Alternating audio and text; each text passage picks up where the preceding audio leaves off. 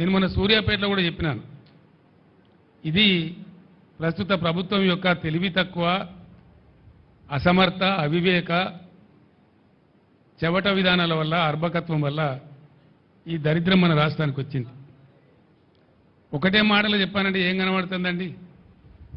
2014 కన్నా ముందు తెలంగాణలో ఏ గోస, ఏ ఏడుపు, ఏ బాధ, ఏ మంచినీళ్ళ ట్యాంకర్లు, ఏ బిందెల కొట్లాటలు, ఏ కాలిపోయిన మోటార్ల రిపేర్లు వేలాదిగా లక్షలాదిగా ఏ సీన్ అయితే 2014 ముందు కనబడతా ఉండేనో మళ్ళీ అదే సీన్ పునరావృతమైంది. ఎందుకంటే ఈ ప్రభుత్వం అనేకమైనటువంటి అడ్డగోలు హామీలు టెంప్ట్ చేసి పాపం మంచిగున్న వాళ్ళ నోట్లే మట్టి కొట్టింది. అన్ని మోసాలే, ఏ ఒక్క మాట కూడా నెరవేర్చలే, ఏ ఒక్క హామీ కూడా నెరవేర్చలే. మళ్ళా సిగ్గు లేకుండా మళ్ళీ ఇయ్యాలో 4-5 హామీలు ఇచ్చిరాడు. అది ఎవరిని ఉద్ధరించడానికో నాకు అర్థం కాదు. ఇవాళ పంటలు ఎండని జిల్లా లేదు, కరెంటు మోటార్లు కాలని జిల్లా లేదు, మొత్తం యావత్తు తెలంగాణలో. అందుకే పాత తెలంగాణ మళ్ళా పునరావృతమైంది. ఇందిరమ్మ రాజ్యంలో ఈగిలిచ్చిన పరిస్థితి అయింది ప్రజలని చెప్పి నేను మనవి చేస్తా ఉన్నా.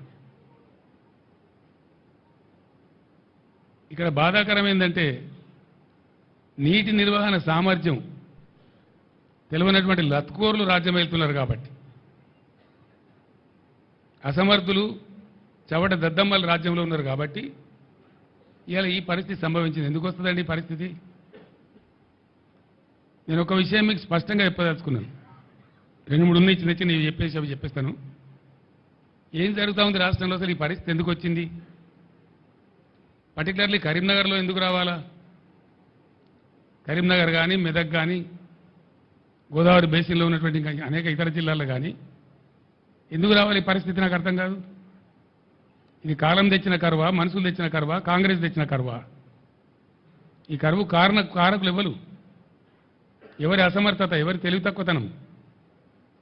చివరిలో నేను మీకు చాలా బ్రహ్మాండంగా చెప్తాను, మీరు అందరూ ఆశ్చర్యపడతారు ఆ విషయం వింటే.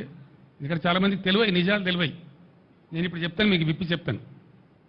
ముందు 4 పాయింట్స్ ఉన్నాయి నాకు. ఇలా వీళ్ళు ఇట్లే కిరికిరి మాటలు, అడ్డగోలు మాటలు, తొండి మాటలు, ఏదో ఇతరుల మీద ఆరోపణలు పెట్టి తప్పించుకోవాలని చూస్తూ ఉన్నారు, కానీ తప్పించుకోలేరు.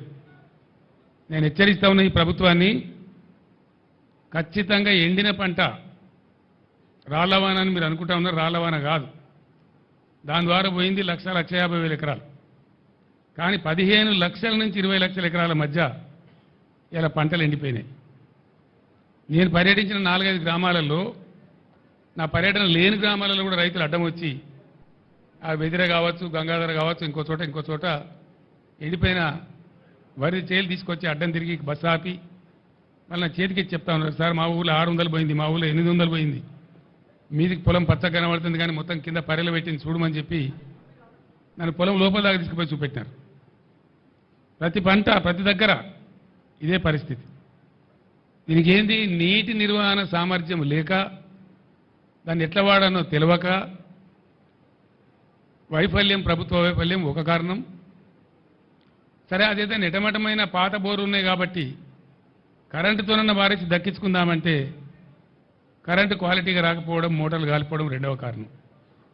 వెరసి ప్రభుత్వ వైఫల్యం వల్లనే ఇలా పంటలు ఎండినాయి. కొంతమంది అసమర్థులైనటువంటి మంత్రులు వర్షపాతం తక్కువటే మా మీద బదనాం పెడుతున్నారు అని మాట్లాడుతూ ఉన్నారు. అది పూర్తి శుద్ధ తప్పు.